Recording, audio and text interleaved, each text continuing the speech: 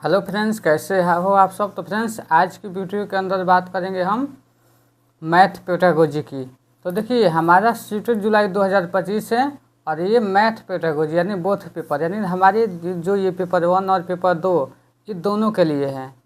ये हमारे पेपर 1 और पेपर 2 दोनों के लिए हैं। और दोनों में क्या होता है, जो पेडागोजी आता है, जो मैथ का जो पेडागोजी आता है, तो इसमें आपको दोनों ही पेपर 1 हो या चाहे पेपर 2 हो, आपको दोनों में ही बहुत ही हेल्प मिलेगी इस क्लास से।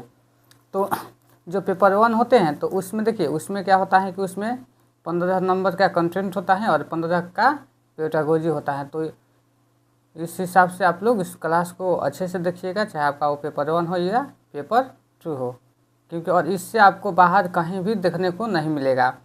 तो हमारे चैनल का नाम है साइंस सीटेट अविनाश सर, और जो लोग नए हैं तो सब्सक्राइब कर लीजिए। और इससे पहले हमने ईवीएस और सीडीपी की क्लास कंप्लीट करा चुके हैं, और ईवीएस के लिए हमने 3 मैराथन क्लास करा चुके हैं। उसके बाद हमारी बहुत जल्द ही मैराथन क्लास आने वाली हैं। तो इसलिए जो लोग भी नए हैं तो चैनल को सब्सक्राइब कर ले, ताकि जो भी अपडेट हो उनका आपको समय से मिलती रहे। तो देखिए, हमारे जो मैथ का जो पेडागोजी होता है वो किस तरीके से हमारे एग्ज़ाम में पूछा जाता है। तो चलिए हम अपने क्लास को चलते हैं।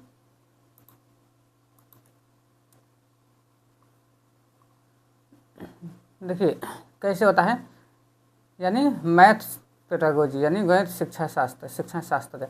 तो देखिए, टाइप यानी एक जिम, यानी एक जिम को क्या बोलते हैं, अभिगृहित बोलते हैं। क्या बोलते हैं, अभिगृहित। एक जिम यहाँ से कई बार स्टूडेंट में एग्जाम पूछा गया है कि अभिगृहित क्या है, इस पे कैसे क्वेश्चन आता है हम आपको वो भी बताएंगे। तो देखिए, ऐसी स्टेटमेंट जिसको सच माना जाता है और बिना किसी प्रूफ के, क्या होता है, ऐसे कोई कथन होते हैं या ऐसी स्टेटमेंट होते हैं जिसको सच माना जाता है और वो भी बिना किसी प्रूफ के। जैसे क्या होता है, 2 + 2 कितना होता है, तो 4 होता है। यानी ये बिना किसी प्रूफ को, अगर किसी भी अगर सच को माना जाता है बिना प्रूफ के, तो उसे हम एक्जिम कहते हैं, यानी अभिगृहित कहते हैं। और इससे आपको कैसे क्वेश्चन आएगा वो भी मैं इसमें आगे करा के दिखाऊंगा। उसके बाद है कंजक्टर, यानी ऐसी स्टेटमेंट जिसको सच साबित करने के लिए प्रूफ की ज़रूरत होती है। जिसको सच साबित करने के लिए प्रूफ की ज़रूरत होती है उसे क्या बोलते हैं, हम कंजक्टर बोलते हैं। और जिससे हम प्रूफ की ज़रूरत नहीं पड़ते उसे हम अभिगृहित बोलते हैं, यानी एक्जिम बोलते हैं। तो आप लोग इन दोनों को बहुत अच्छे से याद रखिएगा। उसके बाद है थ्योरम, यानी प्रमेय। जब कंजक्टर को प्रूफ कर दिया जाता है तो वो थ्योरम कहलाता है। उसके बाद है, देखिए यहाँ से आपको क्वेश्चन देती है कि निम्नलिखित कथनों को पढ़िए, यानी अभिगृहित प्रस्ताव हैं जिन्हें मान लिया जाता है। यानी जो एक्जिम होता है वो एक प्रस्ताव है जिन्हें मान लिया जाता है। अभिगृहित विशेष से प्रमेय है या अभिगृहित परिभाषा है या अपगृहित को सिद्ध करने पर वह प्रमेय बन जाता है। तो देखिए, इसका जो ऑप्शन है कि कौन सा कथन सही है, ए में है ए और डी, बी में है केवल बी, और 3 में है केवल ए, और 4 में है ए और सी। तो देखिए, जो हमारा एक्जिम है, जो एक्जिम था, जो अभिगृहित था, उसे क्या किया जाता है, उसे मान लिया जाता है, वो भी बिना किसी प्रूफ के। तो जो इसका राइट आंसर हो जाएगा वो हो जाएगा केवल ए, यानी 3 हमारा ऑप्शन ये राइट होगा।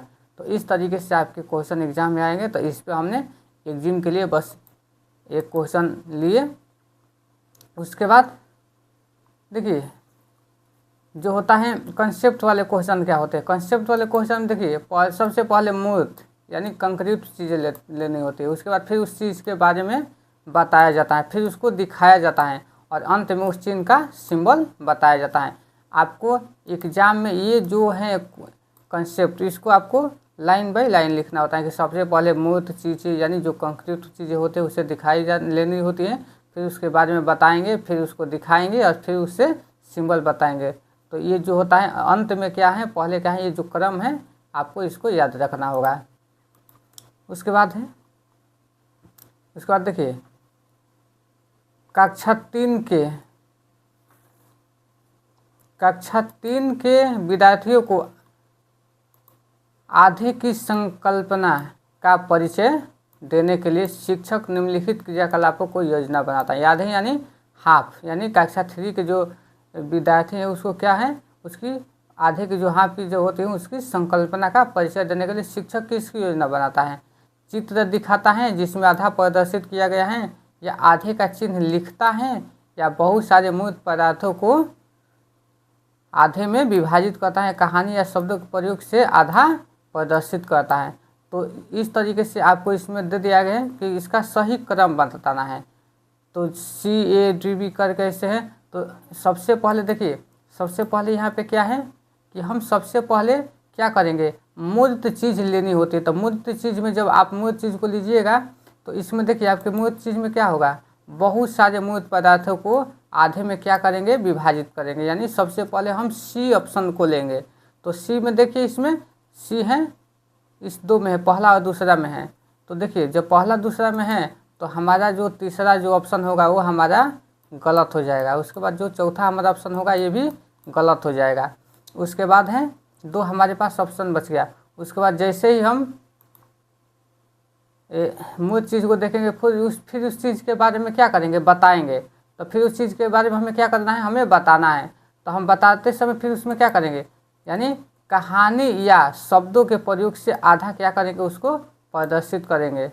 तो उसके बाद C के बाद हमारा D आ जाएगा। तो C के बाद हमारा D किस में है, दूसरा ऑप्शन में है। और उसके बाद है A, फिर उसमें आधा प्रदर्शित करेंगे और बाद में क्या करते हैं, उसको हम आधे का चिन्ह लिखते हैं। तो इस तरीके से हमारा राइट आंसर 2 हो जाएगा।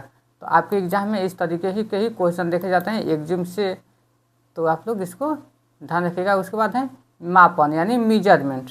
तो मेजरमेंट से, तो देखिए मेजरमेंट से कैसे आपको आता है, मेजरमेंट से क्वेश्चन कैसे आपको देगा है। तो देखिए प्राथमिक स्तर पर लंबाई को मापना विषय पढ़ाने के लिए कौन सी श्रेणी क्रम उत्तम है। यानी प्राथमिक स्तर पे जो लंबाई को जो मापा जाता है उसके लिए सबसे जो उसका जो क्रम है क्या होता है। तो देखिए सबसे पहले उसमें क्या किया जाता है, तो सबसे पहले उसमें हम तुलना करेंगे। क्या करेंगे, तुलना करेंगे। उसके बाद अप्रमाणित मापों का उपयोग करेंगे, फिर प्रमाणित मापों का उपयोग करना और फिर प्रमाणित इकाइयों को विकसित करना। तो इस तरीके से आपके एग्जाम में ऐसे ही क्वेश्चन देखने को मिलते हैं। यानी सबसे पहले 1 नंबर पे हम क्या करेंगे, तुलना करेंगे। पहला नंबर पे हमारा काम क्या है, तुलना करना है। फिर उसके बाद दूसरा नंबर पे काम क्या करना है, हमें अप्रमाणित करना है। उसके बाद तीसरा पे क्या करना है, प्रमाणिक मापों का उपयोग करना है। उसके बाद प्रमाणिक इकाइयों को विकसित करना, ये हमारे चौथे नंबर पे। तो इस तरीके से आपको एग्जाम में ये क्वेश्चन को देखने को मिलते हैं। उसके बाद देखिए जिन प्याजे से आप लोग को मैथ में पूछेगा, चाहे आपका मैथ हो, चाहे हिंदी हो, चाहे इंग्लिश हो, चाहे संस्कृत हो, चाहे आपका CTP हो, आपको जिन प्याजे से क्वेश्चन आते ही आते हैं। कम से कम आपको जिन प्याजे से 4 से 5 क्वेश्चन देखने को मिल जाते हैं। तो देखिए जिन प्याजे से आपको कैसे क्वेश्चन देखता है, जिन प्याजे के अनुसार बच्चा सबसे पहले क्या करता है, संख्याओं का संरक्षण करता है और उसके बाद लंबाई का संरक्षण और फिर वजन का और अंत में किसका, वॉल्यूम का कंजर्वेशन करता है। तो जो प्रोपोर्शनल रीजनिंग का कंसेप्ट भी इन्होंने दिया। जो जिन प्याजे है ये किसका जो प्रोपोर्शनल जो रीजनिंग होता है उसका कंसेप्ट कौन दिए हैं, तो जिन प्याजे दिए हैं। तो जिन प्याजे ने इनके अनुसार सबसे पहले बच्चा क्या करता है, संख्या यानी नंबर्स का संरक्षण करता है, फिर उसके बाद लंबाई यानी लेंथ का संरक्षण करता है और फिर वजन यानी वेट का और अंत में वॉल्यूम का कंजर्वेशन करता है। तो इस तरीके से आपको एग्जाम में देखने को क्वेश्चन मिलते हैं और ये हूबहू आपके एग्जाम में ये क्वेश्चन आएंगे ही आएंगे। आप लोग अगर यहाँ से करते हैं तो आपका सारा कंसेप्ट क्लियर। उसका देखिए इनसे क्वेश्चन कैसे, प्याजे के प्रस्ताव के अनुसार माप में विभिन्न भौतिक राशियों के संरक्षण की योग्यता के विषय में सही कथन को पहचानिए। तो सबसे पहले बच्चा क्या करता है, सबसे पहले वो भार के संरक्षण की समझ, फिर आयतन के संरक्षण की समझ से पहले आते हैं। जो उसका जो भार का जो संरक्षण होती है वो आयतन के संरक्षण से पहले आती है। तो इस तरीके से हमारा जिन प्याजे से क्वेश्चन पूछता है। उसके बाद शोएब एक लड़का है, कक्षा 5 में पढ़ता है और वह विभिन्न प्रकार के त्रिभुजों और भिन्न श्रेणियों में वर्गीकृत कर सकता है, लेकिन त्रिभुज को तीनों कोणों का योग 180 होता है कि अमूर्त परिमाण को समझने में उससे कठिनाई होती है। तो पियाजे के संगठनात्मक सिद्धांत के अनुसार सौरभ किस चरण में है? तो देखिए आप लोग को इतना नहीं पढ़ना है, ये जो दिया है कि 180 डिग्री का अमूर्त त्रिभुज, ये सब आप लोग को पढ़ना नहीं है। आप लोगों को मात्र किस चीज़ पे देखना है कि सौरभ कक्षा 5 में है, पढ़ता है। तो 5 क्लास का बच्चा कितने साल का होता है बताइए? 6 साल का जब बच्चा उसका एडमिशन होता है तो 5 क्लास का 11-12 साल का बच्चा होता है। तो देखिए यानी जो हमारा 7 से 11 वाला, देखिए 7 से 11 वाला अमूर्त संक्रियात्मक अवस्था है। तो इसका राइट आंसर हमारा दूसरा हो जाएगा। 0 से 2 हमारा जो होता है सेंसरी मोटर होता है। जो ये हमारा सेंसरी मोटर है किससे होता है? ये 0 से 2 वर्ष होता है।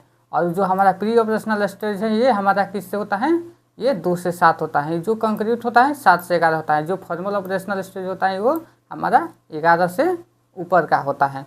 तो इस तरीके से जीन पियाजे से आपको एग्जाम में क्वेश्चन देखने को मिलते हैं। तो आप लोग जो जीन पियाजे का जो है आप लोग इस तरीके से याद कीजिएगा।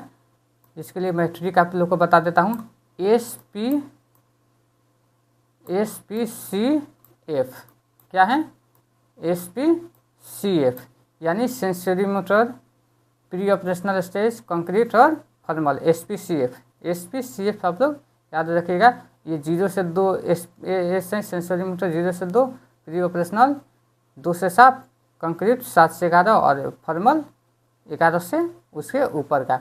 तो इसमें सौरभ बोल दिया है कि सौरभ कक्षा 5 में पढ़ता है। तो इस आधार पे 5 में पढ़ने वाला हमारा जो बच्चा है 11 साल का होता है। तो इसलिए हमारा जो इसका राइट आंसर होगा वो मूर्त होगा। तो इस तरीके से आपको क्वेश्चन को सॉल्व करना है। और इसके बाद मेरी नेक्स्ट क्लास होगी इसके बाद। तो क्लास कैसे लगे आप लोग कमेंट में ज़रूर करें और चैनल को सब्सक्राइब ज़रूर करें।